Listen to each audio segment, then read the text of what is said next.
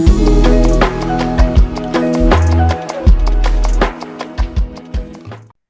and welcome to Lawwiser. Anti-profiteering has been a concern for the FMCG sector. Last year, there were news reports that many FMCG companies were found guilty or notices were issued against them on profiteering post GST. To discuss this entire issue, we have with us expert, senior advocate Mr. Tarun Gulati, who has more than 25 years of experience as practicing advocate and is also qualified chartered accountant. Welcome on board, sir. Thank you for taking time out for us. So, Thank you. sir, if you could, yes. So, if you could briefly explain to us, what are these anti-profiteering rules and how do they really concern the FMCG sector?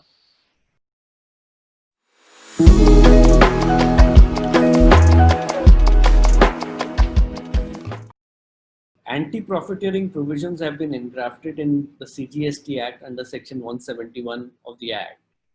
And this is a peculiar provision which has been brought in for the first time in Indian taxation law. It is basically a provision which was borrowed from Malaysia, Australia, which were the first countries to engraft a law like this. And as far as India is concerned, Section 171 merely says that if there is a reduction in the rate of tax, there should be a commensurate reduction in prices. First assumption on the basis of which this provision has been engrafted is that tax rate directly affects prices of goods and services. That may not be true. India is a market economy and prices are determined by forces of supply and demand. And tax rates are merely one factor which may affect prices. Now, this is a presumption which has been made by enacting this provision, and everything else has been left open. When I say left open, what I mean is, how do you determine what is the methodology by which you will determine what is the commensurate reduction required to be made, for how long will it be done, whether it is MRP which has to be reduced or it is the distributor price which has to be reduced. When will you determine it? Do you determine the prices product wise, product group wise, entity wise? Because pricing is a very complex exercise. Not always do companies fix prices only product wise. They may fix prices depending on who the consumer is. There may be different prices for different kind of distributors, different kind of retail chains. So all of this has been left completely open for an authority to decide. And I think largely because of that, a lot of disputes are arising, because while the companies wanted to implement these provisions, whether or not they are constitutionally valid is a completely different issue. But they wanted to implement the provisions, but they did it according to their best judgment. When these proceedings were initiated, the authority is now coming back and telling them, no, this is not the correct way of doing it. According to our interpretation, you ought to have interpreted the provisions differently, and this is the manner in which you have to compute the anti-profiteering amount. Now, this is where the biggest problem is, that if you don't have a prescribed methodology, then the companies will implement any reasonable methodology which they think is proper. And post facto, the authority cannot come back and say that this is not correct. So according to me, this is where the biggest problem, and this is the biggest problem for FMCG also, which arises, that people didn't even know how to implement this, and there was no guidance given by the government.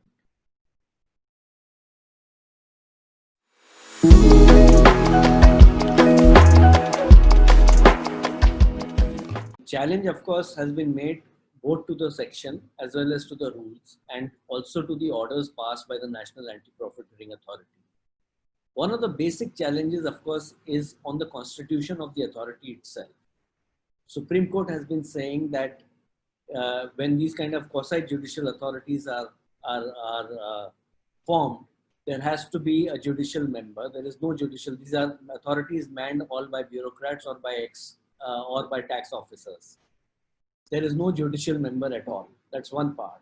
Second, there is no judicial review provided for. There is no appeal provision.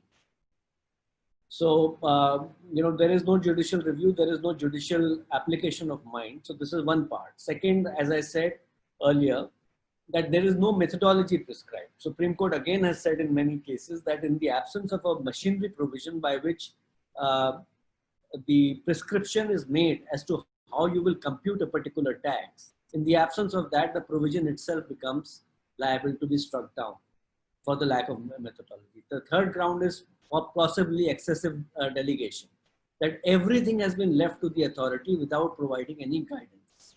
There are many computation provisions and many other laws, like in the valuation rules for excise and customs, say for computation of costs, there are provisions in anti-dumping provisions where detailed guidelines at least have been given as to how you will compute an amount. Here there is absolutely nothing at all. So the absence of a methodology again becomes a real challenge to these provisions to say that if you fail to provide a methodology and leave it entirely to an authority, which is not even subjected to judicial review, then that is liable to challenge. There are many other grounds. But I think these are the two basic grounds on which people are challenging both these provisions as well as the orders of the National Anti-Profiteering Authority. And how do you think it's likely to affect the FMCG sector? Like, how do we see it, this particular all these petitions impacting the companies in the sector?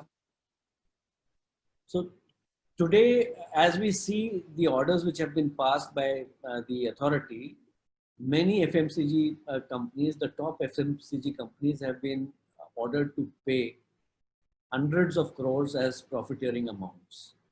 Now, if the challenges were to succeed, first of all, these orders will be set aside and there will be a huge relief in terms of the amounts. Today, in many cases, in fact, the Delhi High Court is directing these companies to deposit these amounts either upfront or in installments. And if the challenges succeed, all these amounts will come back. Secondly, if the High Court were to hold that in fact there are no guidelines, and in the absence of guidelines, what the companies have done, whatever manner in which they have sought to pass on the benefit to the consumers, if that is correct, then again these provisions will not hopefully affect the companies adversely. Third very important issue here is that there is no provision at all by under which a company can say that for how long am I supposed to maintain a particular price after the tax reduction has taken place. Now, in the absence of any time limit, companies don't even know how long the authority can go on looking at all this. And one of these challenges will be that the authority, what it does is that it refuses to look at the costs of the company. So if the costs have gone up, obviously the company will have to increase its prices. It can't continue to maintain the price. But the authority is refusing to look at the costs.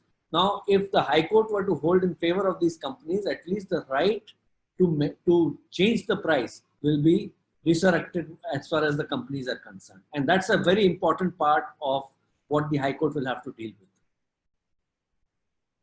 Actually, a lot of challenge lies now to the High Courts in deciding this matter, rightly. Yes. The High Court, in fact, most of the matters are now getting filed in the Delhi High Court because Supreme Court had directed that petitions pending in other High Courts, at least 3 or 4 of them, were to be transferred to the Delhi High Court so that just one High Court decides it. So it's largely going to be the Delhi High Court. Now, there are some petitions which are now being filed in some other High Courts also, but largely there is a batch of petitions of around 40 to 50 petitions which are being decided by the Delhi High Court. Thank you, sir. This actually explains the entire scenario on this issue very well to us. Thank you for taking time out for us. Thank you.